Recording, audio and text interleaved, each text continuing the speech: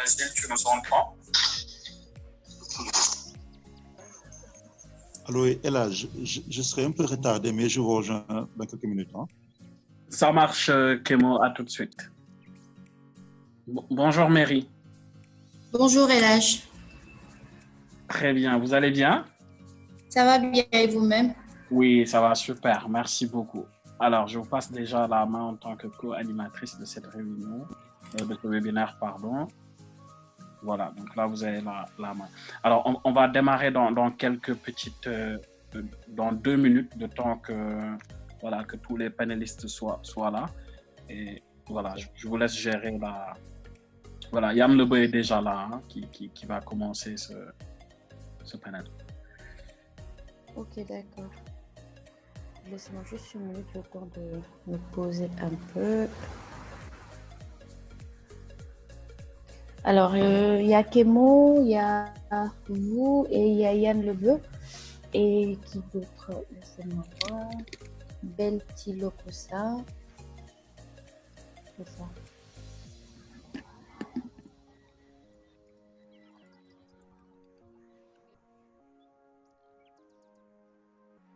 Elage? Oui.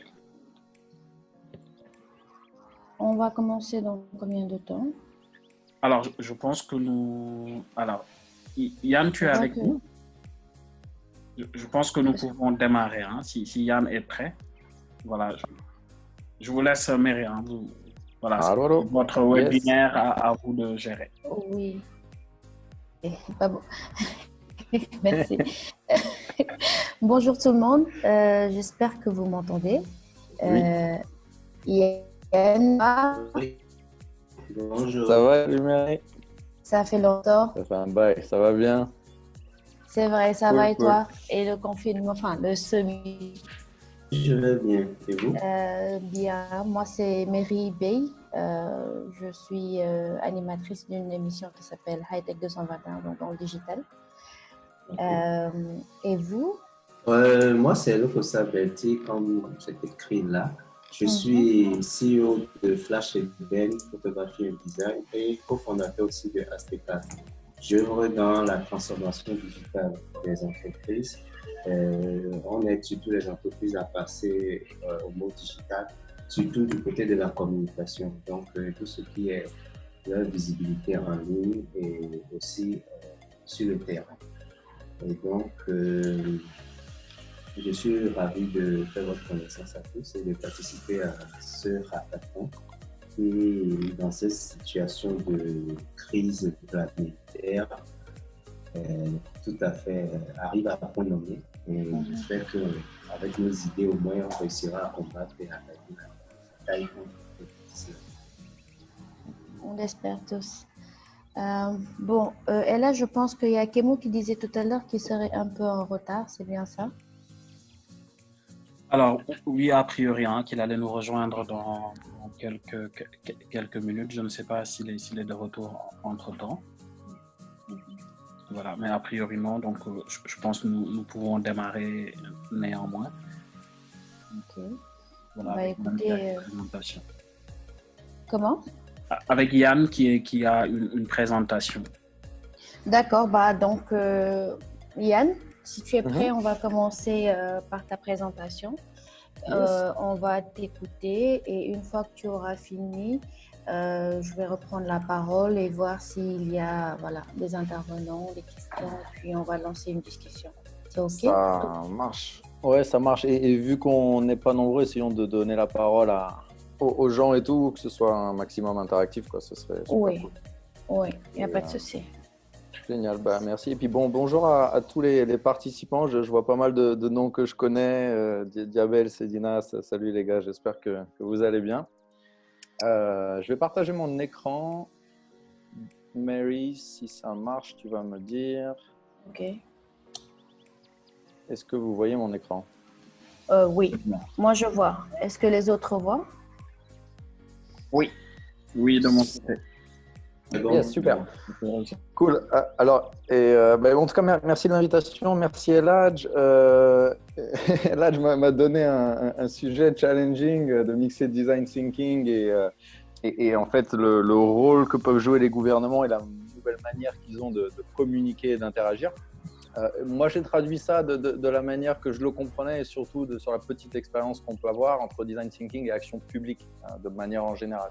Parfois, le gouvernement n'est pas directement impliqué, mais l'idée, c'est d'avoir des actions qui sont pour le bien public. Donc j'ai orienté quelques petites slides dessus. Ça va durer 5-10 minutes, histoire peut-être d'introduire le sujet.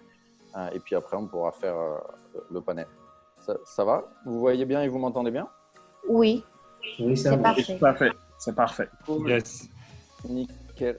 Rapidement, ça c'est nous. Nous, on s'appelle Youx. On s'est lancé en 2016 au Sénégal et on est maintenant une équipe d'une trentaine de personnes entre Abidjan et Dakar. Et tout ce qu'on fait, on le fait pour essayer d'adapter des produits digitaux au contexte africain. Et donc finalement, on va utiliser les méthodologies du design thinking pour réaliser ce genre de choses. Et puis on essaye aussi de démocratiser un maximum ces méthodologies qui sont assez nouvelles, assez peu maîtrisées encore sur le continent. Et donc depuis 2016, on organise des formations gratuites. Et depuis 2019, on a lancé un centre de formation beaucoup plus formalisé. Même si tout ça reste encore à petite échelle et qu'on commence à faire de plus en plus de choses dans d'autres pays, on reste encore bien loin de notre objectif d'avoir un impact dans ce domaine sur l'ensemble du continent. Donc voilà, puis ravi de partager quelques exemples avec vous aujourd'hui. Alors, nous, on est un peu plus spécialiste de quelque chose qui s'appelle le Human Centered Design ou le User Experience Design, qui sont différents. Et qui, eux deux, font partie de la grande famille du design thinking. Le design thinking étant un ensemble de processus, de méthodologies qui amènent à résoudre des problématiques de façon créative et collaborative. Et pour vous donner une définition un peu plus précise, donc le design centré sur l'humain, c'est moins fun en français, désolé, c'est toujours plus sexy en anglais. Mais en gros, c'est une méthodologie itérative de conception qui peut s'appliquer à des produits ou à des services et pas forcément dans le digital. Et le but, c'est de placer l'utilisateur au cœur du processus sur l'ensemble du processus. Ça va demander des équipes transversales et multidisciplinaires et c'est pour ça que parfois c'est challenging à réaliser. Et puis, ça comporte beaucoup de recherches particulièrement qualitatives dans le début. De ce process et même d'ailleurs tout au long du process pour pouvoir mieux tester les hypothèses et les résultats afin de comprendre les besoins et les aspirations des personnes. C'est un petit peu différent du User Experience Design dont on parle aussi beaucoup maintenant, mais qui est un peu plus appliqué au digital. Même si globalement, ça va être un ensemble de méthodologies et d'outils qui sont assez proches, le Human Centered Design peut être appliqué vraiment à de la conception de services, de programmes, d'initiatives, même si elles ne sont pas digitales. En gros, c'est une approche structurée. Vous retrouverez pas mal d'exemples sur le web avec différentes étapes. Nous, pour être sûr de bien contextualiser ça sur le continent africain, on a recréé un petit peu notre méthodo. Et c'est à peu près les phases qu'on applique quand on va travailler sur des projets. Donc, toute une phase, bien sûr, de planification. Après, l'exploration. L'exploration, ça va être vraiment d'aller à la rencontre des personnes pour connaître un petit peu leurs besoins et leurs aspirations. Ensuite, on va définir, essayer de choisir un petit peu les zones d'opportunité et en gros, les zones de problèmes aussi où on va travailler. Après, on met en place des mécanismes d'idéation pour générer des idées. Donc, c'est là un petit peu que toute la partie créative du design, comme on l'entend parfois traditionnellement, rentre en jeu. Et puis après, une phase très importante, c'est qu'on va prototyper et tester. Prototyper dans le sens souvent utiliser des outils de design et donc pas encore coder pour pouvoir très rapidement produire quelque chose et aller le tester auprès de nos utilisateurs avant même que ce produit soit fini. Et une fois qu'on a fait ça et qu'on a validé notre prototype, on peut l'implémenter et continuer à le suivre. Donc vous voyez bien, l'idée des flèches, c'est vraiment à chaque fois d'être itératif et de pouvoir se permettre de revenir aux étapes précédentes. C'est un process, certes, mais nous, on le voit plus comme une boîte à outils, tout simplement. Et après, on peut juste piocher dans cette boîte à outils. Et cette boîte à outils a des outils, justement, qui viennent des métiers de l'anthropologie ou de la sociologie ou de l'ethnographie. Ils viennent aussi des métiers de tout ce qui est créativité, idéation, animation de workshop. Et puis après, bien sûr, ça fait un lien avec les métiers du design d'expérience, les métiers du digital, qui vont nous permettre finalement de donner vie à tous ces produits et ces concepts qui auront été imaginés sur la base des choses qui auront été observées dans la phase d'exploration. Je vais un peu vite là-dessus, mais ce n'est pas le but, vous en inquiétez pas. Dans tous les cas, il y a plein d'informations en ligne sur ce genre de choses. On a même lancé un petit jeu de cartes qui va regrouper tous ces outils et qui est dispo gratos sur le site. Hop là. Alors, je sais que ce n'est pas le sujet, mais je pense que c'était intéressant de vous montrer une slide de ces gens de McKinsey qui d'habitude sont assez crédibles, même si pour moi ils font surtout des très beaux PowerPoint, mais l'avantage c'est qu'ils sont bien connus des entreprises et ils ont récemment lancé un index sur le design et ça c'est très utile parce qu'ils ont analysé finalement la performance des entreprises et organisations qui utilisaient des process de design thinking versus celles qui ne l'utilisent pas. Et c'est un petit peu les 10% et 21% d'augmentation de chiffre d'affaires, de retour sur investissement. Il y a un micro qui est ouvert. Ouais. Si l'animateur. Excusez-moi, c'est le micro. C'est cool. Donc, vas-y. Super, merci. Donc ça, c'est assez intéressant. Vous pourrez retrouver ce rapport de McKinsey, le Business Value of Design, qui donne pas mal de bons arguments et de bons exemples sur comment les organisations peuvent se mettre à adopter ces processus qui sont assez transformants. Et bien sûr, il n'y a pas encore vraiment assez de recherche qui a été faite au niveau des gouvernements, mais de plus en plus de gouvernements et d'institutions commencent à utiliser ces méthodologies. Pourquoi investir dans ces méthodologies? Alors, c'est une question qu'on nous pose souvent, mais en général, les arguments qu'on ressort assez rapidement, c'est ces deux chiffres qui sont vérifiés dans pas mal de domaines et que probablement vous, à titre personnel, vous avez pu le vérifier aussi. 15% des projets informatiques n'aboutissent pas. Tout simplement parce qu'ils ont peut-être été mal pensés au départ ou ils durent trop longtemps et donc au final on les abandonne. Et un autre chiffre qui est très frustrant et qu'on voit tous au jour le jour, c'est que 50% du temps en moyenne des développeurs est passé à refaire des choses plutôt qu'à créer des nouvelles fonctionnalités. Notamment parce que le produit évolue et au contact des utilisateurs. Et ça, c'est du temps qu'on aurait pu gagner si on avait appliqué un processus de design et validé pas mal d'hypothèses en amont de se lancer dans le développement. Un autre chiffre aussi que je n'ai pas mis ici, mais c'est qu'en général, c'est 100 fois plus coûteux en termes de temps et donc en termes d'argent de changer du code que de changer du design. Surtout vu l'évolution des outils aujourd'hui, en termes de design, ça peut aller très très rapidement. Alors, et pour les actions publiques, on a voulu ici regrouper quelques petits exemples. C'est pas du tout exhaustif, il y a plein d'autres choses qui se passent et j'en ai sûrement oublié plein. J'ai juste pris quelques études que nous on a fait ou que je connais, mais donc n'hésitez pas à en partager d'autres après dans le panel. On a fait une étude assez intéressante avec une association ici au Sénégal, Imagination Africa, pour repenser les villes pour les tout petits. Et donc, on a appliqué toute cette méthodologie que je vous ai présentée pour en amont faire de la recherche et aller collecter des données à la fois quantitatives et qualitatives, présenter ces données et à la fin pouvoir faire des ateliers de co-création avec les gens dans les municipalités, avec les parents, avec les personnes impliquées dans toute la vie d'un enfant au final pour arriver à des solutions. Et donc, il y a des projets qui sont en cours, notamment dans la municipalité de Mermoz, pour implémenter certaines des solutions qui ont été trouvées à la suite de ce process, qui en soi n'a pas duré longtemps parce qu'en tout, ça a pu durer à peu près entre 3 et 6 mois. Donc, c'est pour dire aussi que de manière très rapide, on peut implémenter ce genre de choses, les tester et puis si ça marche, les déployer à l'échelle. Vous pourrez bien sûr trouver ce rapport, je pense aussi sur notre site web ou sur le site de Imagination Africa. Il y a beaucoup de données plutôt intéressantes, plutôt surprenantes sur la vie des tout petits à Dakar. Autre atelier qui était assez intéressant, je sais que c'était la question du panel précédent.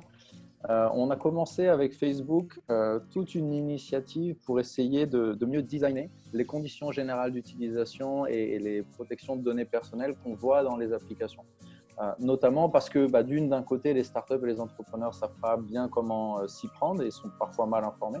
Mais de l'autre côté aussi, les policy makers, donc en gros ceux qui nous gouvernent et qui font les lois, sont mal informés de comment ça marche une application et des business models. Donc en fait, on a lancé avec Facebook une série d'ateliers qui permet de regrouper un petit peu tout ça et de créer des méthodes de présentation sur tout ce qui est données personnelles. Et donc voilà, donc c'est en cours et il y a pas mal de choses qui ont été publiées en ligne sur le site justement de cette initiative. Que vous retrouverez d'ailleurs sur notre site et sur nos réseaux. Ça, c'est notre toute petite contribution dans le cadre du Covid. Essayer de faire pareil, cette recherche en amont sur les craintes et les réactions face au Covid. On se demandait comment les gens à Dakar percevaient tout ça. Quelques chiffres clés, c'est que forcément les gens sont inquiets, mais ça, vous n'avez pas forcément besoin d'un chiffre pour le savoir. Mais déjà 25%, et on a fait l'étude, ça devait être début avril, fin mars. Donc j'imagine que ça a changé, mais déjà 25% des gens ne pouvaient plus aller travailler. En termes de solutions, 75% des personnes étaient prêtes à faire toutes leurs transactions via mobile money, mais parfois n'étaient pas assez à l'aise avec certaines des applications, ou bien n'étaient pas formés, ou bien ne trouvaient pas justement l'accompagnement nécessaire. À côté, on avait aussi des gens qui souhaitaient davantage de services de livraison, qui souhaitaient être livrés, mais qui parfois n'arrivent pas à trouver des services adéquats, des produits adéquats, et puis notamment au bon prix. Et puis après, on a demandé aussi les choses qui manquaient. Donc bien sûr, il y avait des masques, du gel, mais ce qui est ressorti le plus, c'était du pain. Les gens ont de plus de mal à trouver du pain en ce moment. Donc voilà. Et rapidement, on est en train de faire une autre étude en ce moment sur l'impact du Covid pour les PME au Sénégal, donc avec International Trade Center. Donc le but, c'est bien sûr de comprendre un petit peu l'impact économique que ça va avoir et toujours après, dans la même idée, de générer des pistes de solutions créatives pour répondre à ces problèmes et puis de communiquer avec les personnes au niveau des différents ministères. Hop là. Vous avez perdu. Et autre chose, et je pense qu'ils font un travail énorme dans tout ce qui est design thinking avec les gouvernements, c'est i4Policy. Ils ont notamment permis de créer une loi qui concerne les startups et qui fait pas mal de choses en faveur des startups pour le Sénégal et dans plein d'autres pays, dans un processus de co-création avec les gouvernements. Et récemment, ils se sont aussi attaqués, bien sûr, au Covid. Et notamment en créant une campagne de crowdsourcing qui s'appelle Don't Go Viral, dont le but est vraiment de permettre à des artistes, à des créatifs de partager des manières de communiquer sur le virus et comment on peut ne pas le répandre.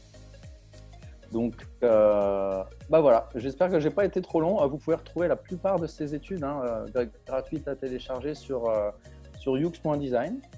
Et puis j'espère, bien sûr, c'est pas du tout exhaustif encore une fois, comme je le disais, mais j'espère que ça donne une petite introduction. Merci Yann. Non, tu n'as pas été trop long plutôt. Super.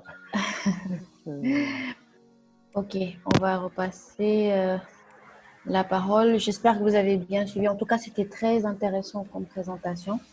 Merci beaucoup. On en apprend un peu plus sur certaines données. Est-ce qu'il y a des intervenants, des personnes qui souhaiteraient intervenir suite à la présentation de Yann? Faire des suggestions ou peut-être poser des questions? Merci Yann pour cette super présentation. C'était là. Vraiment, c'était hyper intéressant. Je pense qu'on peut laisser la parole avec ta permission, Mary, aux autres panélistes. Donc, oui, bien sûr. Également aux invités d'honneur. Donc, parmi les autres panélistes, nous avons Belti Lokosa. Voilà, nous avons également Laurent qui est avec nous. Et puis, il y a parmi les invités d'honneur Kémo Touré. Voilà. Donc, la parole est à toi, Belti. Voilà, on te laisse introduire et puis peut-être rebondir sur ce qu'a présenté Yann tantôt. Ok, d'accord, merci beaucoup. Est-ce que vous m'entendez? Oui. Oui. Oui, bonsoir à tous encore et merci beaucoup pour la présentation de Yann. C'est vraiment ça tombe à point nommé. Le design centré autour de l'humain, c'est vraiment très bien présenté. J'ai beaucoup apprécié sa présentation en passant. Justement, on a l'habitude de créer des éléments en s'inspirant juste de tout ce qui traîne sur le web ou un peu partout, sans pour autant apporter une certaine, même s'il y a l'originalité dans le produit, dans le processus communicationnel, on oublie parfois que les milieux ou bien les cibles communicationnelles, les cibles vers lesquelles on dirige les produits sont différentes. Notamment dans la réponse au COVID-19. Je ne sais pas si vous avez remarqué, mais la plupart des conceptions qui ont été réalisées lorsqu'il s'agissait de communiquer autour des gestes barrières qui sont cruciaux pour éviter la contamination, la plupart des visuels qui ont été créés étaient basés sur des images ou bien des éléments qui provenaient du site Freepik, si vous connaissez ce site.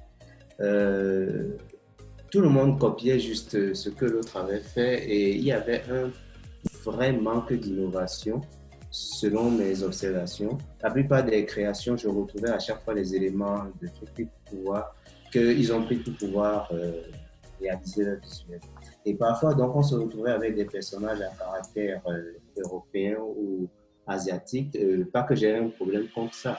C'est juste que lorsqu'on s'adresse on veut communiquer à une population ou bien à une cible de communication qui est africaine et dont les réalités sont totalement différentes, il faut adapter justement le contenu de la communication en pensant à celui qui va l'écouter, à celui qui va la voir ou à celui qui va recevoir l'information. Et c'est justement ça que prenait tout à l'heure Yann Leveux. Il faut comprendre les besoins et les aspirations, justement, pour pouvoir mieux expliquer la situation du COVID-19. Par exemple, pour ce qui nous concerne, moi, je suis à Lomé, au Togo, et lorsqu'on a eu nos premiers cas de COVID, de personnes infectées au COVID-19, il y a eu, ce n'était pas un vent de panique, je ne dirais pas que c'était la panique, mais en fait, il y a eu beaucoup de mauvaises informations qui ont circulé et les autorités ont envoyé une vidéo, ont expliqué avec une vidéo les gestes barrières, avaient très bien réalisé.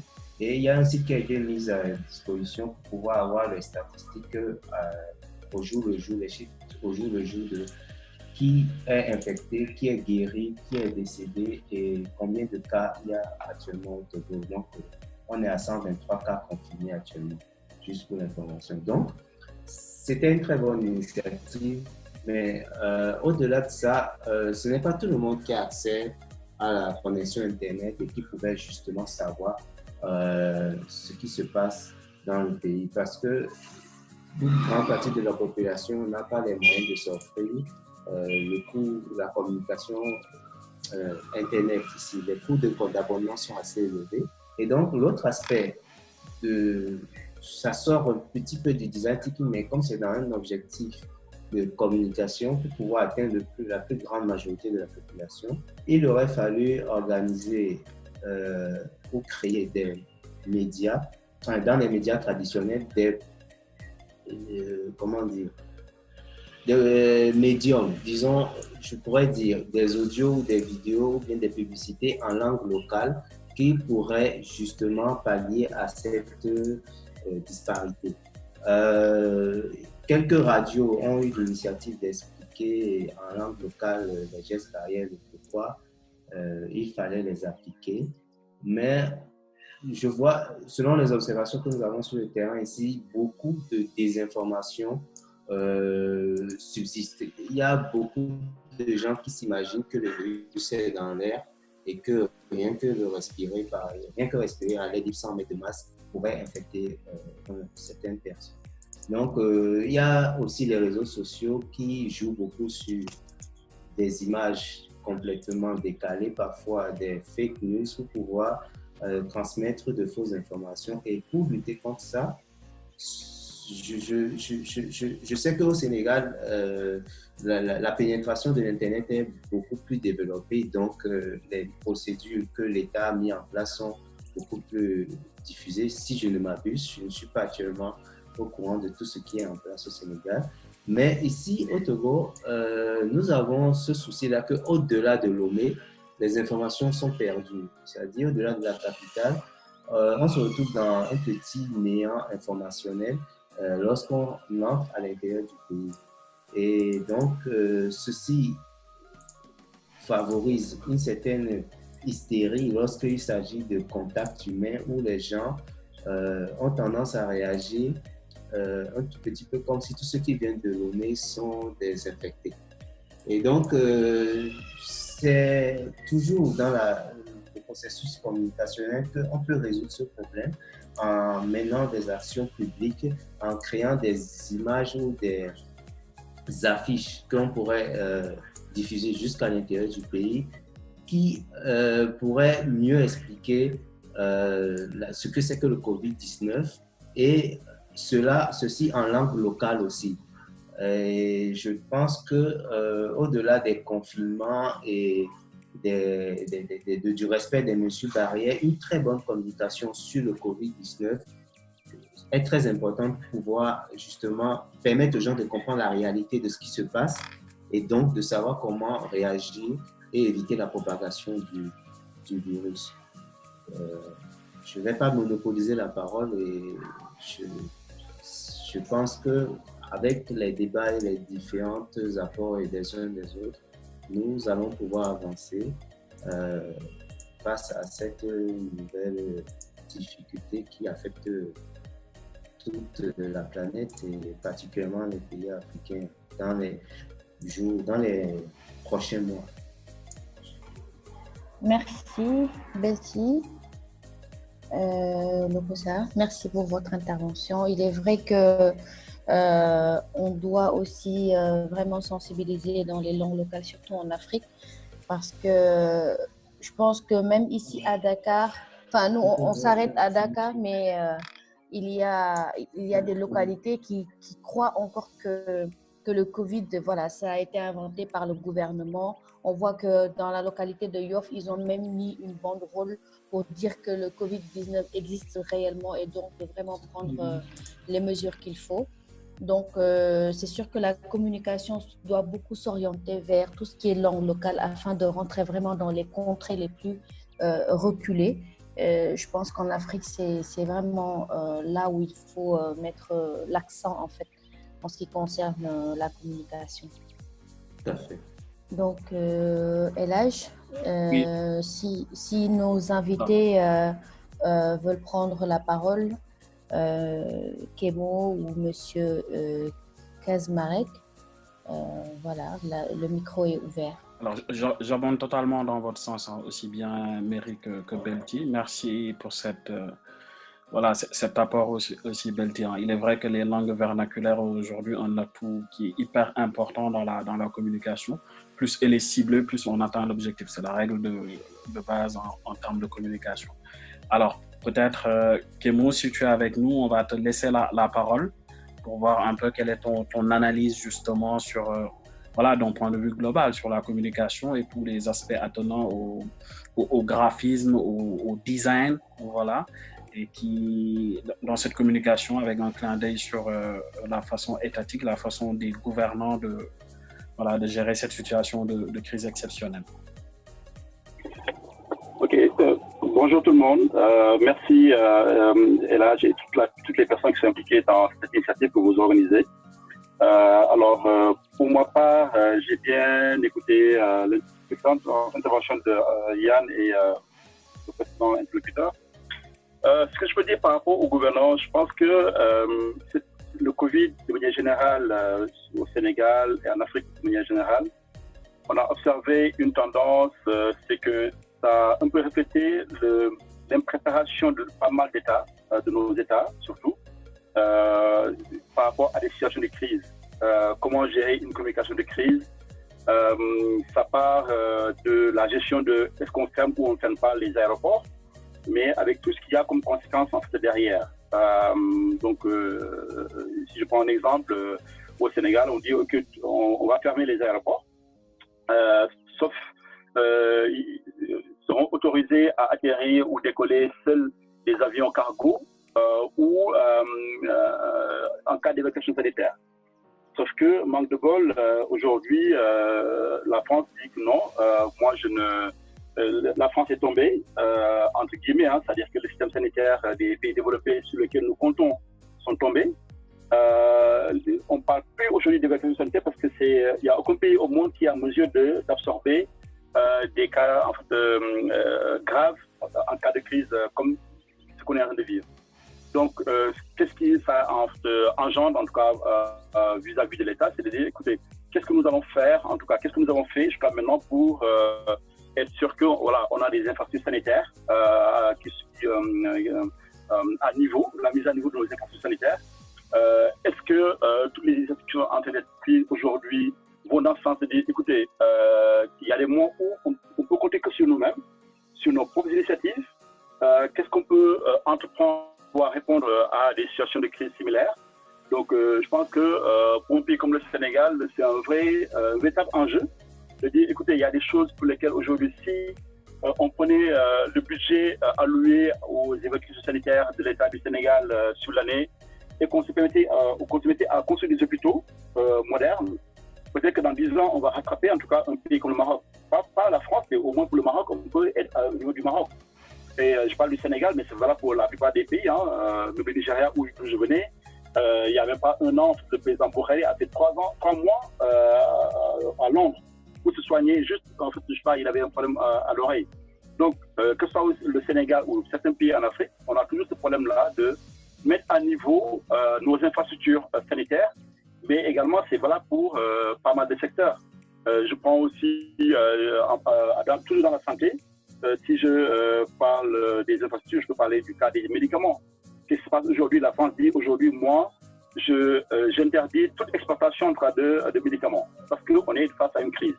Donc, quels sont les médicaments aujourd'hui? Est-ce que nous n'allons pas, en tant qu'État, avoir au moins des plans de backup pour des médicaments de base?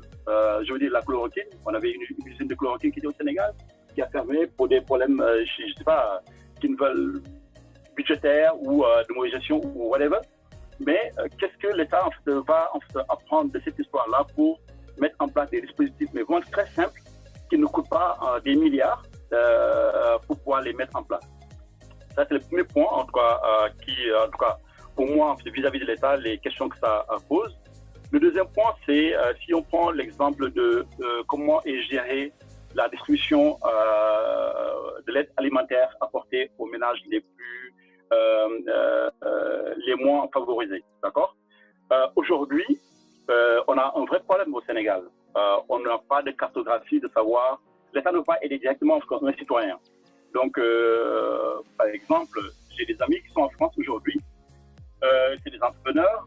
Il y a une aide qui est allouée par l'État parce que le système d'information de la France est tellement bien élaboré que l'État peut directement virer en tout cas en un temps, à l'instant T, 1 000 euros, 2 000 euros pour un appui direct aux citoyens, selon leur niveau, selon qu'ils soient entrepreneurs ou etc.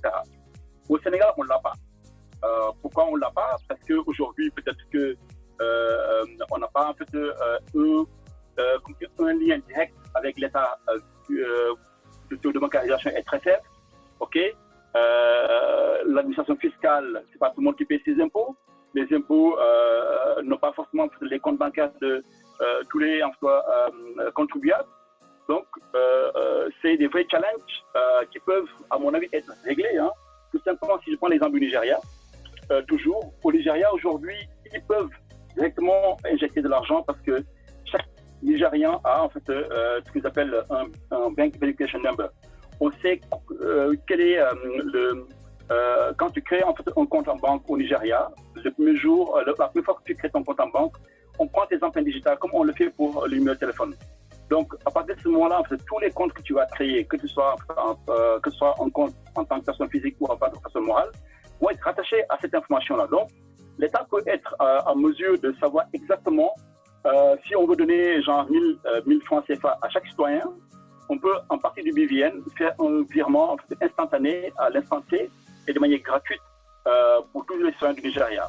Donc, un pays comme le Sénégal, au lieu en fait de dire écoute, on va distribuer de l'aide alimentaire, avec tout ça créé comme vraiment en fait, polémique, les gens qui font la queue juste pour en fait, quelques kilos de riz, etc. Si on avait réfléchi à des solutions digitales similaires en fait, via la banque, etc., avec des comptes publics, on aurait pu vraiment en fait, être beaucoup plus performant. Et l'avantage, c'est que ça va directement dans en fait, le compte du bénéficiaire et ça coûte beaucoup moins cher plutôt que de déployer toute la logistique qui consiste à aller acheter du riz pour des personnes, etc., avec tout ce qu'il y a comme risque de malversation qui va derrière. Donc ça, c'est un deuxième axe de réflexion, en tout cas, que le Covid, en tout cas, moi, personnellement, m'interpelle. Pour aller toujours dans le sens, en tout cas, par rapport aux États, c'est, voilà, what's the next? C'est quoi, en fait, quelles sont les leçons que nous, en tant qu'État, nos États vont en fait tirer à la pandémie? Je pense qu'aujourd'hui, on a une occasion vraiment unique pour les pays sous-développés, les pays comme le Sénégal, de se projeter comme le ferait un entrepreneur aujourd'hui. Nous tous qui sommes down, nos activités sont en fait vraiment down, il n'y a rien à faire. On se dit, voilà, on a une année de pause pour réfléchir sur comment mieux designer notre économie. Voilà, donc je pense que c'est ça vraiment le point le plus important pour moi, en tout cas, en termes de décision que les États doivent prendre, c'est de reculer pour mieux sauter. Le développement, ce n'est pas une question d'argent, c'est un état d'esprit. On va se dire qu'écoutez, voilà, moi, depuis que je suis à l'école primaire, on a toujours appris que la balance commerciale du Sénégal est déficitaire. Et je pense que dans les livres, dans les cahiers de nos enfants qui sont à l'école primaire, c'est le même discours qu'on obtient. Et souvent, c'est des choses qui ne se justifient pas. On peut choisir des secteurs qui sont vraiment très faciles, en tout cas, à transformer. C'est-à-dire qu'on se donne dans les 3 ans, 5 ans, comme objectif de ne plus en fait, importer telle ou telle matière première, etc.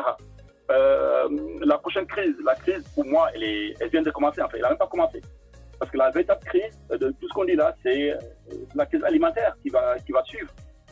Avec tout ce qu'il y a comme décision, bon, l'État du Sénégal qui dit, écoute, moi j'interdis les exportations de denrées de première nécessité. Bah, écoute, les autres pays font de même. Donc, comment on fait pour vraiment réparer à ça? C'est, à un moment donné, il faut accepter de dire que, écoute, voilà, on n'était pas préparé. De toute façon, aucun pays au monde n'est préparé. Même les États-Unis sont tombés. Donc, qu'est-ce qu'on fait quand on n'est pas préparé? C'est parfois accepter de souffrir pour au moins quelques mois, voire quelques années. Mais en fait, poser vraiment des actes qui nous permettront de faire des leapfrogs, quoi, de sauter, mais vraiment en fait, avec un vrai bond en avant. Donc voilà quelques points de réflexion, moi, qui m'inspirent par rapport au sujet de ce webinaire. Alors, merci beaucoup, Kemo, qui, je rappelle, dirige Woutiko. Woutiko connu internationalement. Hein. Alors, Mary, peut-être on passe à la suite de nos autres panélistes. Voilà, je vous laisse la parole. Merci, Elage. Donc, j'étais en train de parler et je me suis rendu compte que je n'avais même pas enlevé le mute. Donc, je remercie M. Touré pour son intervention. Je pense que presque tous les acteurs du digital pensent un peu la même chose, à une redistribution digitale. Mais bon, j'espère qu'en tout cas, ils vont entendre, voilà, ils vont prendre la perche qu'on leur tend. On va passer à Monsieur Diabel Ndao, je pense, LH. S'il est là. Oui, je pense que Diabel est avec. Alors, s'il nous entend, je pense qu'il peut prendre la parole. Et qu'on se mette, je pense qu'il y a un micro qui... Oui, allô? Oui. Alors. Allô? Vous nous entendez? Alors, Diabel était à l'instant avec nous. Il vient de repartir. Ah, le revoilà. Allô? Oui, Diabel. Ça doit être un problème de connexion. Allô, vous nous entendez? Oui, je vous entends. Je vous entends depuis le début. Hein. Je vous entendais depuis le début. Je ne sais pas si vous m'entendez bien maintenant. Oui, là maintenant c'est bon. D'accord. Et bonjour à tous. Bonjour.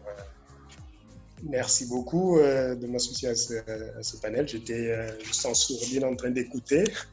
Et là, je me fais l'honneur de me faire participer. J'en profite déjà pour vraiment le féliciter encore et remercier pour cette initiative-là et toute l'énergie qui a été mise pour faire organiser ça dans un temps aussi record et avec les résultats qu'on a déjà en termes de délibération.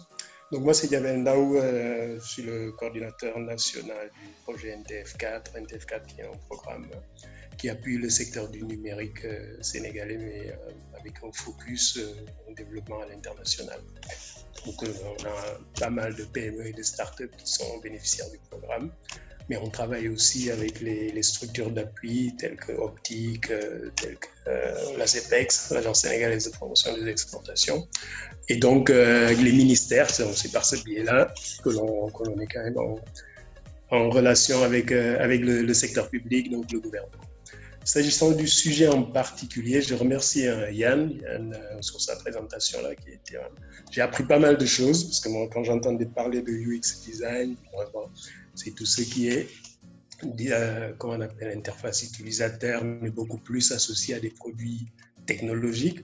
Et là, effectivement, on voit que c'est quand même un concept qui va largement au-delà de ça. Et j'ai bien apprécié l'exemple que Yann a donné avec le travail qu'ils ont fait sur, je pense qu'avec quelle mairie, de Mermont, j'ai cru comprendre, j'ai cru entendre, de repenser nos villes pour les petits, en voyant comment utiliser tous ces concepts-là pour centrer l'offre qu'on va faire autour de l'utilisateur.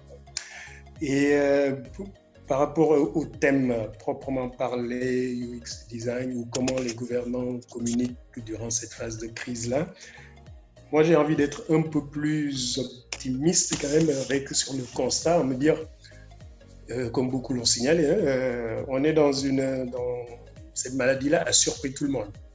Enfin, en tout cas, nous, peut-être, on a un peu moins d'excuses parce qu'on a eu le temps de voir venir, mais on ne s'attendait pas à avoir cette ampleur-là, ni des pays qui ont beaucoup plus de moyens non plus, on ne s'attendait pas à avoir ça. Donc, on peut dire qu'on a été tous surpris.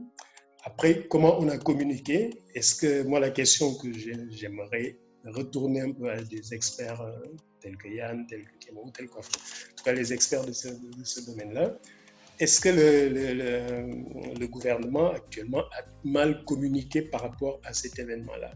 Et comment ce concept-là, parce que moi, c'est ce que je constate en tant que profane, et de la manière dont le gouvernement, comme fait le gouvernement, en tout cas, pas mal de gouvernants ont communiqué. Ils ont communiqué en s'appuyant sur les outils classiques qui sont là, qui sont à leur disposition et qui leur permettent d'atteindre quasiment toutes les cibles, que ce soit la population, que ce soit les acteurs économiques, que ce soit leurs homologues dans les autres pays, que ce soit les organisations internationales avec lesquelles ils veulent ça. Donc ces outils, c'est l'Internet, c'est la télévision, c'est la radio, c'est des outils des réseaux sociaux qui vont permettre de toucher n'importe qui, presque n'importe quand. Après, c'est de la manière dont cela est fait. Et peut-être que c'est dans ce contexte-là que les experts de ce UX design auraient pu peut-être aider à avoir cette réflexion en amont pour mieux utiliser ces outils-là. Parce qu'il ne s'agit pas là, de concevoir des outils dans l'urgence pour répondre à ce besoin de communication, encore que. Et si on regarde, ne serait-ce que l'initiative d'Anne Covid, pour ceux qui connaissent, parmi les gens qui sont dans le panel, peut-être certains sont dans l'initiative, il y a effectivement un pilier, un des axes sur lesquels travaille cette initiative-là, qui est la communication. Et quand je vois, moi, les quelques visuels qui sont sortis de ces piliers-là, de cet axe-là de communication, moi, je les trouve vraiment très, très pertinents et très bien élaborés. Peut-être que derrière, il y a effectivement des gens qui sont fondus, rompus de ces concepts-là et qui ont aidé à les élaborer. Mais pour moi, le constat est que les gouvernants, ils ont utilisé avec les moyens de bord qu'ils ont et en étant présents là où ils pensaient que c'était pertinent, en utilisant les langues locales, certes, parce que au Sénégal, quand même, on a vu, quand on regarde, ne serait-ce qu'à la télé, toutes ces capsules vidéo qui sont faites dans plusieurs langues. Pour moi, ils font cet effort-là. On peut au moins reconnaître ce grand effort-là. Maintenant, est-ce que vous, d'après de votre point de vue d'expert, ça aurait pu être fait mieux avec une stratégie, avec un travail largement en amont et sachant que il fallait piloter dans l'urgence, comme le cas de cet hackathon-là qui a été organisé dans l'urgence. Voilà, c'était juste les quelques points que je voulais partager avec vous pour le moment.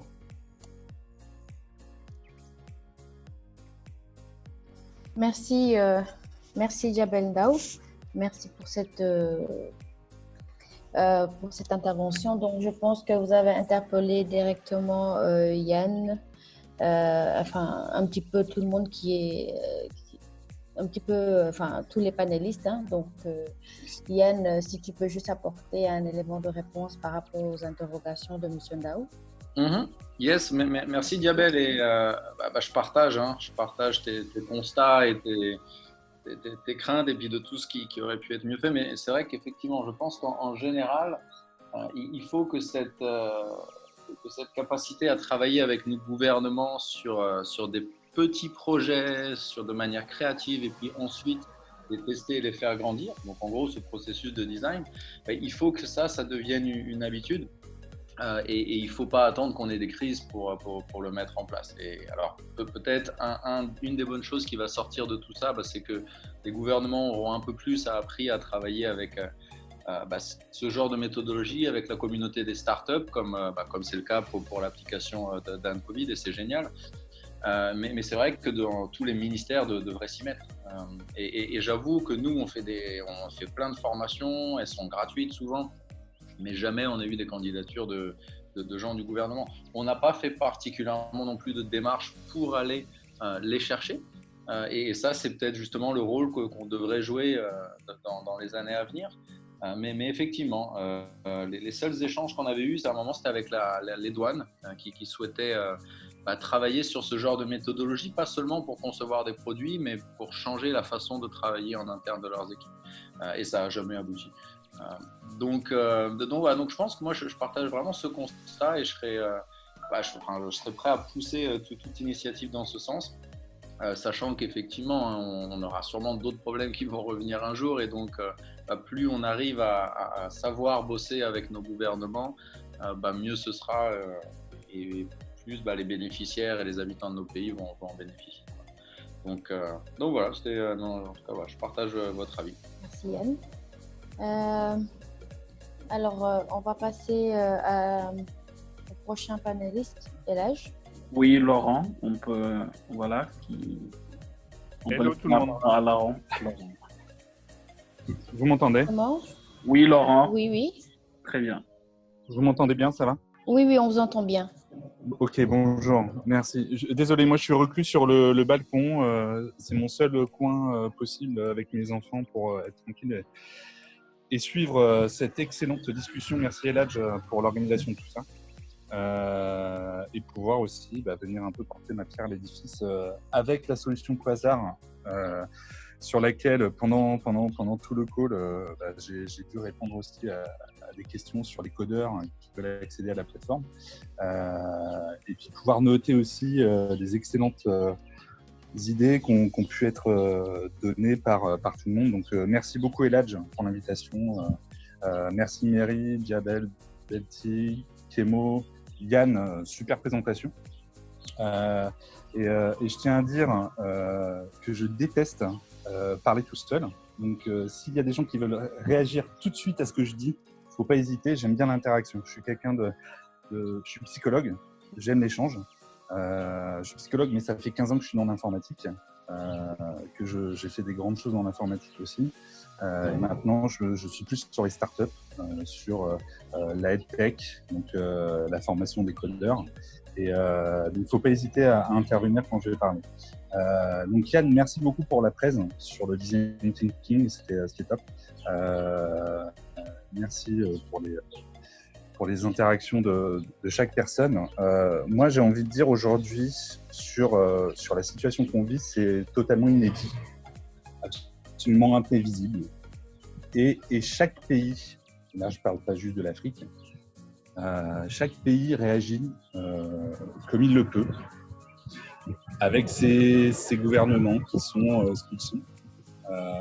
Et je pense que c'est pas le moment de cracher dessus en ce moment parce que ils font ce qu'ils peuvent. Vraiment, je pense vraiment qu'ils font ce qu'ils peuvent.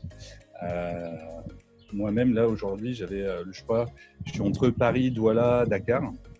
Aujourd'hui, je suis à Douala, mon confinement avec ma famille. Et je le vis comme je le vis, quoi. Et j'ai des choses à dire dessus, mais c'est pas forcément le lieu. Et pour autant, moi, je note, et j'ai envie de dire ça. Première chose, sur le design thinking, il n'est pas que dans une salle de réunion, etc. Il est aussi culturel, ou en tout cas dans la résilience qu'ont les gens. Et moi, je vois dehors dans le Cameroun tout le monde avec un masque. Et ça, ça me fait plaisir. Ils ont eu l'intelligence, la résilience, l'inventivité pour se faire des petits masques, des tissus, etc. C'est le premier geste barrière. Et c'est des choses qu'en Europe, ils n'ont pas su faire et qui les ont mis dans ce qu'ils sont aujourd'hui. Et pour moi, aujourd'hui, déjà, ça, c'est une première victoire de l'Afrique comparée à d'autres pays dans le monde. C'est pas du digital, mais aujourd'hui, dans le design thinking, comme disait Yann, c'est pas que du digital. On est là pour penser pragmatique. C'est-à-dire, il y a un besoin, il est dans un lieu, il est dans une temporalité, et il faut y répondre. Comment on fait? Et là-dessus, on met des gens autour, et il y a une couturière, il y a un vendeur, et puis il y a des acheteurs. Et puis on voit que ça fonctionne, et puis on voit que, a priori, sur les chiffres officiels évidemment, que c'est moins grave pour le moment en Afrique qu'ailleurs dans le monde. En tout cas, c'est à peu près ce qu'on voit. C'est un virus qu'on ne connaît pas. C'est donc pour les États des questions qui ont été très compliquées à gérer parce qu'ils n'ont pas tous des comités scientifiques comme en France, comme en Allemagne, comme en Corée, comme en Chine, qui sont capables de s'exprimer et dire oui, il vaut mieux aller vers plus à gauche, plus à droite, etc. Et pour autant, nos chefs d'État africains, ils ont pris des décisions que je pense plutôt bonnes, c'est-à-dire mettre en place les gestes barrières. En gros, ils ont appliqué l'ordonnancement de l'OMS sur les gestes barrières et tout ce qu'il fallait faire. Et donc ça, c'est vraiment, je pense, le plus important. Mais je vais mettre un bémol, parce qu'aujourd'hui, la communication, comme vous avez pu le dire, elle est compliquée en Afrique. Tout le monde n'a pas Internet, tout le monde n'a pas un email, tout le monde n'a pas ceci, cela. Par contre, moi, dans le positif de tout ça, dans ce que j'aimerais être capable d'être fait rapidement partout en Afrique, c'est que quasiment tout le monde a un téléphone. Sans la data, mais un téléphone. Moi, aujourd'hui, au Cameroun, depuis que je suis là, j'ai reçu 3 textos. 3 SMS. C'est tout. Alors que sur WhatsApp, sur Facebook, on est inondé d'informations. Et la solution de masse de bulk SMS, elle est ultra simple à mettre en place. C'est un petit serveur qu'on pose et derrière, on envoie des messages. Et derrière, on sait que les gens vont relayer l'information, même si derrière, d'autres n'ont pas de téléphone. Et ça, c'est important. Pour moi, ça, c'est dans la partie... On parle de communication, on parle de design thinking. Aujourd'hui, le territoire africain est très largement pourvu en téléphone portable et quand même en réseau qui permet de recevoir du SMS. Et ça, c'est ce message que je voulais un petit peu partager. C'est le SMS, c'est une information qui permet de pouvoir dire bon, ça vient en plus de l'État. C'est oui, bémol justement que je souhaitais ajouter. Vas-y. Si vous me permettez. Bien sûr. Oui, l'idée du SMS, c'est une très bonne idée. Ici, nous recevons des SMS régulièrement, mais il faut partir aussi d'une réalité sur le terrain. La majorité de la population aussi est analphabète. Beaucoup de gens ont des téléphones mais ne savent pas lire. D'où je souscris tout à fait à votre idée du SMS, Monsieur Laurent. Et je voudrais juste proposer plutôt une autre alternative à cette idée pour les gens qui sont analphabètes, pour le cas qui nous concerne. Il y a des messages audio qui peuvent arriver parfois par téléphone. Ça a différentes appellations. Mais genre, au lieu de recevoir un SMS, on reçoit parfois un message publicitaire pour nous informer de la disponibilité d'une offre ou bien d'une musique d'appel téléphonique. On peut exploiter ce type de message-là pour envoyer des messages audio en langue locale et les designer d'une façon intelligente pour que ce ne soit pas inquiétant ni agressif et plutôt informatif et rassurant. Parce qu'il ne faut pas que les gens paniquent tout le temps en entendant parler du Covid-19. Ce n'est pas la réponse qu'il faut avoir. Il faut comprendre le mal et pour pouvoir le vaincre. Et donc, dans les régions très reculées où on peut encore obtenir le réseau, le signal téléphonique quand même, on peut aussi adopter cette solution-là pour justement profiter des réseaux GSM. C'est ce petit bémol que je voulais, cette petite contribution que je voulais ajouter à votre propos. Merci. Alors, je pense que nous avons perdu Oui, Laurent. nous avons. Il va se reconnecter. Voilà. En tout cas, je trouve l'échange, la vue qu'on a de Lomé et puis celle qu'on a comment dire, du Cameroun, de Douala, pardon, Du Cameroun, oui. est très intéressante en fait. Donc, l'angle, on voit un peu dans les différents pays hein, les stratégies d'approche qui sont faites. Bon, je vous laisse la parole. Oui. Je voulais juste dire à M. Belti et le temps que M. Laurent nous rejoigne que, par exemple, cette proposition-là qu'il a faite, ça existe ici à Dakar. Je veux dire, ce n'est pas encore mis en pratique parce qu'il y a une société actuellement qui est spécialisée que dans ça. C'est-à-dire que, par exemple, à la place du Dalalton, vous allez recevoir une publicité d'une entreprise telle ou telle. Et à la place de cette publicité-là, justement, on peut mettre des informations en langue locale pour les personnes qui attendent en fait voilà, que l'autre personne décroche ou pas. Après, je ne sais pas à quel stade c'est actuellement, mais je sais qu'un tel projet existe ici actuellement à Dakar et qui sont même en relation avec les téléphonies comme Orange, Expresso et autres. Donc, bon, juste pour répondre à sa proposition, en tout cas à Dakar, on peut déjà se mettre à ça et ça peut aider à lutter contre la propagation des fake news. Tout à fait. Et là, je suis de retour. Ah voilà, il est de retour. Bon, je ne sais pas si vous avez eu... Non, non, à Douala, on a malheureusement des micro-coupures, ce qui ne me permet pas d'avoir une conversation d'une heure complète. Mais je reviens assez vite. Mais j'ai suivi quand même à peu près ce qu'a dit Belti et je suis d'accord, je suis tout à fait d'accord. Le problème du langage, c'est une vraie problématique. Après, c'est pas avec le SMS qu'on va le régler, ça on est d'accord. Par contre, moi je tiens à souligner, j'ai vu des WhatsApp, des groupes WhatsApp où il y a tout et n'importe quoi. C'est horrifiant, les choses qui sont écrites dessus. Il y a des gens qui pensent que c'est vrai. Et donc là-dessus, moi je suis désolé, mais j'ai pas vu au Cameroun, j'ai pas vu sur la RDC, j'ai pas vu sur d'autres pays, même en France, de groupes WhatsApp d'État qui donnent des informations pour pouvoir les relayer. Ça n'existe pas aujourd'hui. Ça n'existe pas. Pourtant je prends l'exemple de la France. Ils ont tous les numéros portables des Français. Ils sont tous inscrits, en tout cas les adultes, aux impôts. Donc ils sont renseignés. Donc ils peuvent le faire. Et il y a plein de pays qui peuvent le faire.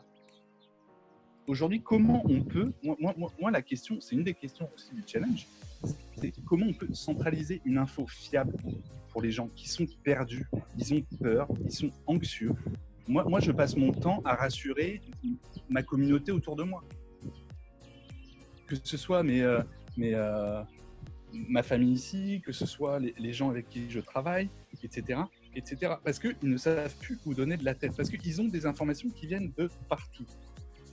Dans une situation anxiogène, ça favorise plein de débats, et de nouveaux prophètes, et de ceci et de cela. J'ai entendu des histoires de ressuscités. Vous en avez entendu aussi.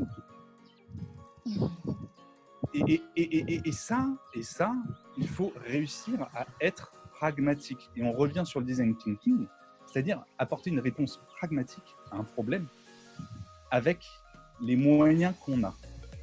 Donc en effet, il y a les problèmes des langues. On peut passer par le SMS, mais il y a le problème des langues.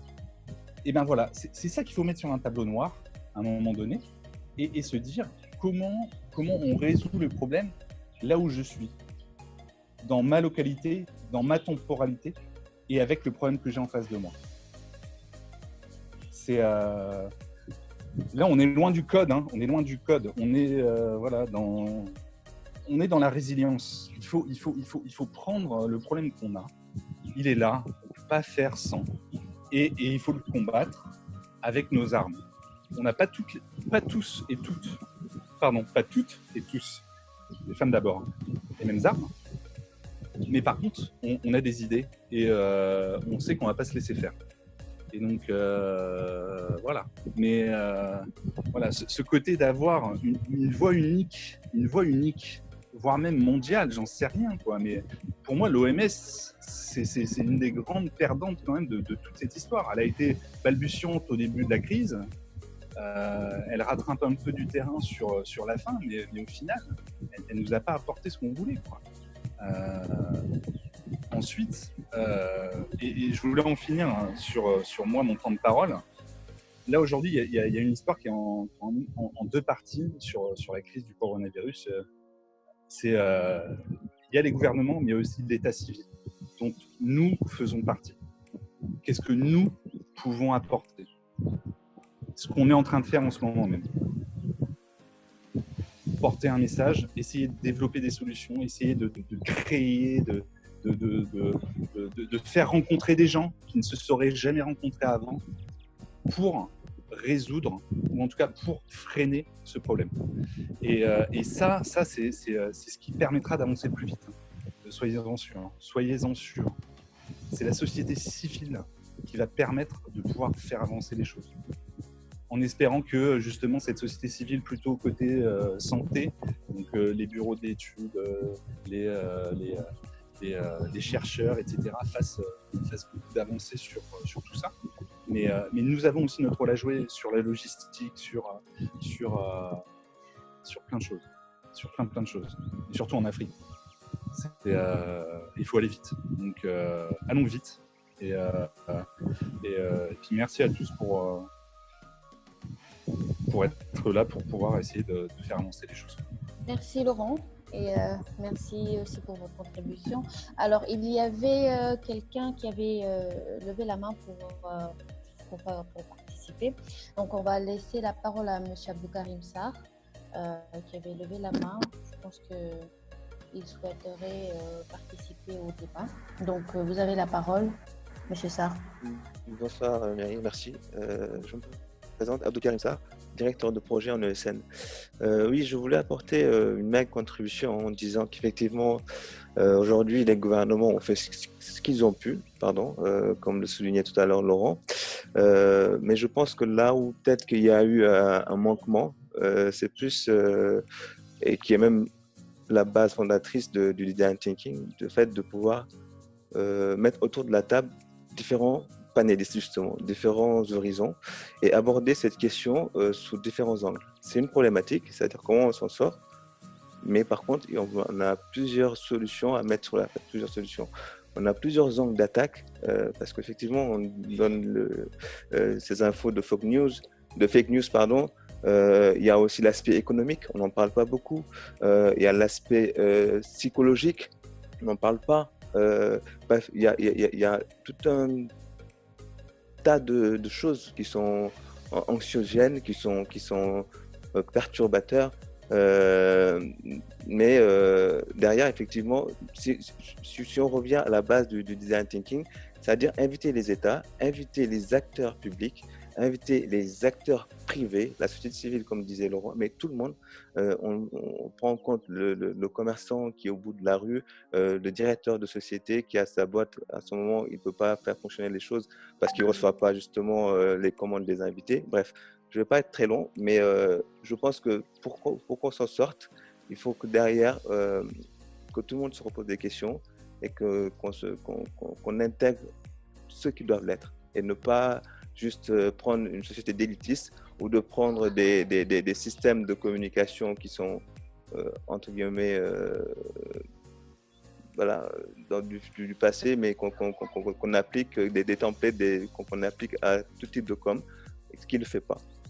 Donc je pense que derrière, voilà, il faut qu'on puisse revenir à cet essentiel-là et faire participer au plus grand nombre cette méthodologie de travail que je trouve très intéressant parce que justement, l'apport ou l'état d'esprit de tout un chacun peut amener plus loin qu'on le pense. Désolé si j'ai été un peu trop long, c'était tout ce que je voulais apporter comme contribution. Merci à vous. Merci. Merci Abdoukarim. Alors, est-ce qu'il y a quelqu'un d'autre? Oui, Yann, vas-y. Juste pour vous dire que je m'excuse parce que je vais devoir vous abandonner et j'aime beaucoup les interventions et les discussions, mais je dois vraiment partir. Mais voilà, en tout cas, je reste dispo. Enfin, je pense que la plupart des gens ont mes contacts, sinon vous nous trouvez en ligne. Et vraiment avec plaisir pour continuer ces échanges et essayer de contribuer, nous, comme on peut, quoi. Voilà, en tout cas, merci à tout le monde et c'était très sympa de se connecter et bravo encore pour l'organisation. Merci Yann. Salut. Ciao. Bye. Alors, Elhaj, Oui. je ne sais pas si tu es toujours là. Oui, bien sûr, je suis là. Alors moi, j'ai peut-être une contribution également. Ce qui est intéressant à voir là, c'est un peu, si on fait l'analyse des différentes contributions des panélistes, c'est les points d'adhérence qu'il y a sur certains points. Donc si on analyse un peu, on est en train de s'orienter vers de l'out of box, sortir un peu du cadre anxiogène du Covid-19 et de trouver des solutions qui peuvent être des plus basiques, des plus terre à terre. Quand on entend parler du SMS, quand on entend parler du audio MMS que l'on reçoit qui nous informe, donc toujours dans les langues vernaculaires, les langues locales. Voilà, on est en train un peu de se dire, voilà, pourquoi aller dans des technologies avancées, garder la tête dans le guidon, nous qui sommes développeurs, etc., aller sur de l'intelligence artificielle, du big data, qui sont des choses extrêmement importantes, qui nous permettent de capitaliser sur les données, qui nous permettent de gérer la résilience, de gérer le monde d'après Covid-19. Mais voilà, à ce moment-là, comme on est dans un sujet où on cherche à voir les manières dont les gouvernements vont communiquer, qui vont être forcément différents en fonction de la cible. Ça va être différent en France, ça va être différent au Sénégal, ça va être différent au Cameroun, ça va être différent au Bénin, etc., etc. Voilà, je pense que ce fil derrière-là, il est intéressant, où on se dit quelque part, en résumé, pourquoi ne pas partir des basiques, voilà, des solutions SMS, des choses simples qui permettent de toucher la cible, parce qu'une communication, elle n'est bonne que quand elle est adaptée à la cible qu'on cherche à toucher. Donc voilà, aller sur des choses basiques, dans le rappel, par exemple, des gestes barrières, dans la gamification que j'ai vue tout à l'heure en termes de questions, dans le fil de conversation, donc qui permet justement d'aller sur des choses assez ludiques en fait. Voilà, que ce soit des sketchs, même si aujourd'hui les rassemblements ne sont pas forcément autorisés. Mais voilà, je pense qu'il y a des matières à tirer en tout cas de ce beau panel, des choses concrètes qui ont été évoquées. Et naturellement, l'exercice que l'on fait là, il est d'autant plus intéressant qu'il est destiné à être transmis encore une fois au Centre des opérations d'urgence sanitaire du Sénégal dirigé par Dr Abdoulaye Bousso et qu'il va justement être partagé avec le ministère de la Santé. Donc toutes les idées là qui sont émises, plus toutes les questions qui ont été posées feront l'objet d'un compte rendu qui va être transmis. Donc voilà, nous espérons derrière que ça va apporter notre petite et maigre contribution en toute humilité. à ce combat-là que nous avons aujourd'hui contre le Covid-19. Voilà ce que je voulais rajouter, Mary. Merci Elage, merci pour ta contribution. Je pense qu'elle est aussi très pertinente. Désolée pour les bruits de fond, hein. Ce sont les enfants qui sont au dehors. Je pense que là, il est 17h12, Elage. On avait dit que ce serait de 16h à 17h, à moins qu'il y ait un autre panéliste qui ait envie de rajouter quelque chose ou de... Voilà. Alors, on peut laisser juste une minute aux différents panélistes, justement, moins d'une minute d'ailleurs, pour dire leur dernier mot avant peut-être qu'on mette fin à cette réunion. Et pour ma part, je remercie vivement toutes les personnes qui nous ont suivis tout au long de ce webinaire. Voilà, n'hésitez pas à nous poser des questions sur les différents réseaux sociaux, nous serons ravis d'y répondre. Merci. Merci Elage. Donc peut-être le dernier mot, on va commencer par Monsieur Lokossa Belti. Ok, merci beaucoup Madame Mary. Merci Elage pour ce bon résumé succinct des propositions. Merci à tous les panélistes. J'ai été ravi d'être dans cette session. Juste pour terminer, mon dernier mot serait donc que dans cette situation de Covid-19, on a tendance à se concentrer juste sur la riposte immédiate, alors qu'on pourrait aussi penser à long terme pour pouvoir être beaucoup plus résilient à long terme. C'est dans cet effet d'ailleurs que je travaille avec l'UNHCR pour la production de certains visuels pour pouvoir aider par exemple les communautés réfugiées. Et donc, tout ce que nous entreprenons, toutes ces bonnes idées-là que nous mettons sur la table, c'est leur réalisation en fait qui est la véritable difficulté, parce que c'est toujours facile de lancer des idées, mais après sur le terrain, on se heurte à des difficultés pour continuer à avancer. Et donc, je ne vais pas être trop long. Je remercie et je félicite encore LH pour cette initiative. Et je sais que nous allons y arriver, que ça va porter ses fruits. Je remercie tous les participants et tous ceux qui ont postulé. Et je vous remets la parole au conclure. Merci. Merci, Monsieur Belti Lokossa. Alors, nous allons donner la parole à Monsieur Diabendao pour le dernier mot, puis ce sera au tour de Monsieur Kemo Touré. Et merci beaucoup, Mary. Juste un mot de remerciement, pareil, à tout le monde, à LH pour l'organisation et à tous les participants, à Yann qui est déjà parti. Je pense que c'était des échanges quand même assez intéressants. Ce qui a noté peut-être, et c'est peut-être la note d'espoir quand même qu'il faudrait avoir, à mon avis en tout cas, c'est qu'en termes de communication, effectivement, j'espère que cette situation qui est, comme je le disais tout à l'heure, inattendu un peu aussi bien dans sa survenance que dans son ampleur là, et sa durée, parce qu'on ne sait pas encore jusqu'à quand on en a. Les gouvernements ou les autorités ont fait ce qu'elles pouvaient en termes de communication. Mais là, je pense qu'ils se rendront compte quand même qu'il y a peut-être d'autres moyens et d'autres outils et d'autres compétences qui sont là. Et je le redis encore, ces compétences-là sont aussi dans le cadre de l'initiative dans le Covid pour que ça serve de leçon entre guillemets, qu'on sache que voilà, c'est des choses qu'il faut préparer et c'est savoir aussi qu'il y a des outils et des compétences nationales qui sont là et qui peuvent aider. J'espère que ça, comme dirait l'âge, ça fera partie aussi de la maigre contribution qu'on reversera au niveau du ministère de la Santé pour les inciter à bien prendre en compte cette dimension-là de communication qui est assez importante pour toucher toutes les couches. Encore merci à tous. Merci. Alors, la parole est passée à Monsieur Touré Kemo. Merci beaucoup, Mary. Merci, Elage. Félicitations encore une fois pour cette excellente initiative. Pour rejoindre un peu les panélistes qui m'ont précédé, je dirais que c'est une situation qui est quand même exceptionnelle. Je pense qu'il y a beaucoup de choses qui vont changer. Il y aura la vie avant et la vie après Covid. COVID-19. Et il faut s'attendre à ce qu'il y ait beaucoup de changements. Nous, en tant que Boutico, nous sommes dans le secteur de l'emploi et on sait que beaucoup d'entreprises vont être impactées, vont fermer carrément. Mais en même temps, il y a un lieu d'espoir parce qu'il y aura aussi d'autres métiers nouveaux qui vont en fait, être vraiment en fait, mis en avant. Le digital va prendre une place prépondérante dans la vie. Dorénavant, bon, voilà, l'informaticien ou le qui dans le monde digital ne sont pas vus comme étant des ovnis ou juste des informaticiens pour dépanner. Et je pense qu'il y aura des changements. Maintenant, le message que je lance aux personnes qui sont là, c'est de continuer en tout cas à ne pas baisser les bras et à profiter de apprendre des choses nouvelles, des choses qui n'ont peut-être rien à voir avec ce que vous avez l'habitude de faire.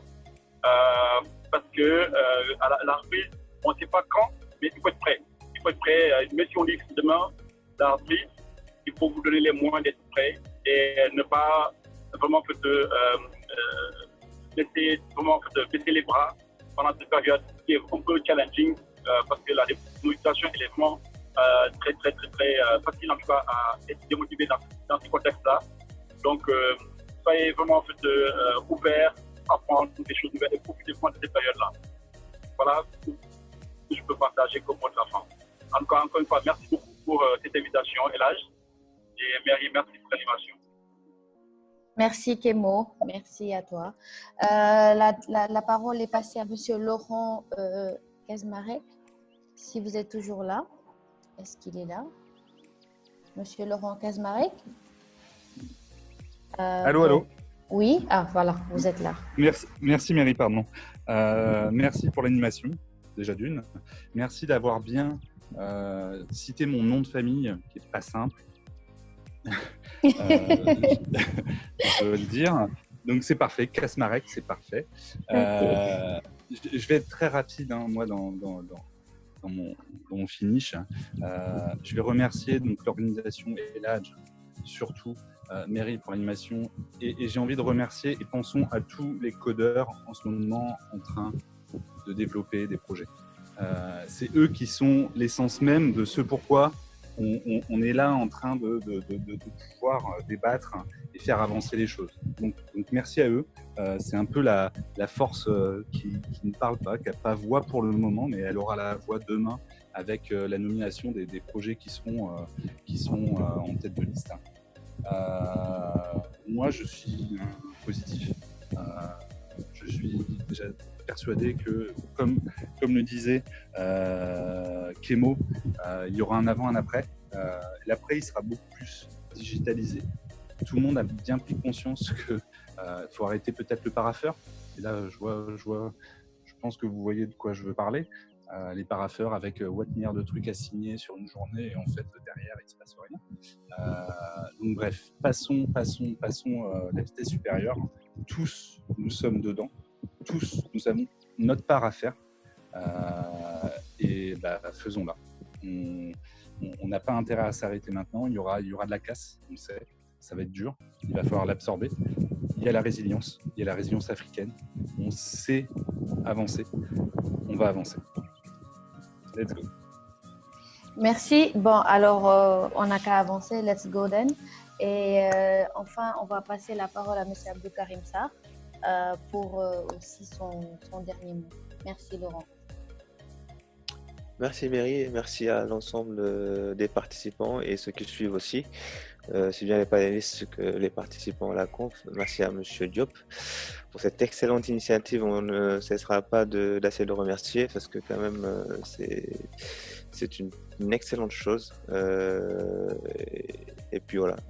Essayons d'agir tous ensemble aussi et de faire en sorte que petit à petit, les petites choses deviennent les grands aboutissements de demain.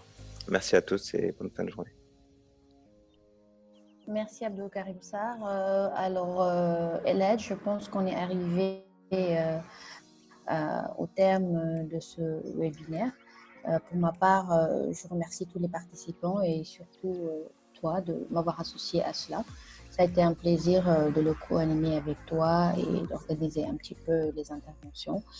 Je pense qu'on est tous conscients de la situation et surtout de préparer l'après-Covid parce que c'est quelque chose aussi qui doit être préparé et essayer de ne pas faire du pilotage à vue. Et j'espère que voilà, avec des webinaires comme ça, on va essayer de trouver encore plus de solutions pour vulgariser au maximum et lutter contre les fake news. Voilà. Elhadj? À mon tour de te remercier, Mary, pour toute ton implication et comme d'habitude d'avoir été à la hauteur du challenge. Voilà, donc je pense qu'on vient de clore un très beau panel donc qui clôt la série des panels que nous avons organisés aujourd'hui. Hein. Pour rappel, donc, sur le premier sujet où on a parlé de Big Data, de la manière de gérer un peu toutes ces masses de données. On a parlé en deuxième sujet de l'intelligence artificielle avec 2 pans, donc développer des algorithmes prédictifs qui puissent nous dire de façon futuriste l'évolution exponentielle qu'on a un peu des cas dans les différents pays. Et puis toujours dans l'intelligence artificielle, la notion de calculateur, donc on parle de volume de données, donc des volumétries hyper importantes. Donc comment agréger toutes ces données-là et puis donner des résultats d'ampleur. On a enchaîné sur les données personnelles, voilà en quoi le coding ne devait pas passer outre du respect des libertés et des données personnelles. Et enfin, on a terminé là tout de suite avec la communication et le design thinking. Pour mon plus grand bonheur, je me réjouis de tous ces échanges de très haute facture. Encore une fois, remercier tous les panélistes, même s'il est vrai qu'il s'agit au départ d'initiatives individuelles au pluriel. Hein. Nous avons été beaucoup à organiser cet événement-là. Aujourd'hui, il est devenu collectif. En fait, chacun a tenu dès le début à apporter sa pierre à l'édifice. Donc, voilà, je suis personnellement très content. Et puis, au nom de toute mon équipe, je remercie tous les panélistes et toutes les personnes qui ont travaillé à la réussite de ce hackathon. Et bien sûr, en particulier, tous les développeurs qui s'affairent en ce moment même à nous trouver des solutions qui, on espère, innovantes, qui, on espère, résilientes pour justement battre notre ennemi commun, l'infiniment petit, le coronavirus. Merci à tous. Merci Elhadj. Merci Elhadj. Merci à tous. Merci Elhadj. Voilà, allez. Merci Elhadj, merci à tout le monde. Je vous souhaite de rester en bonne santé. Merci. Aussi. Merci. Ça, c'est un vœu très important. Donc, restons tous en bonne santé. Bon courage. Merci Larry. Ouais, au revoir. Au revoir. Au revoir.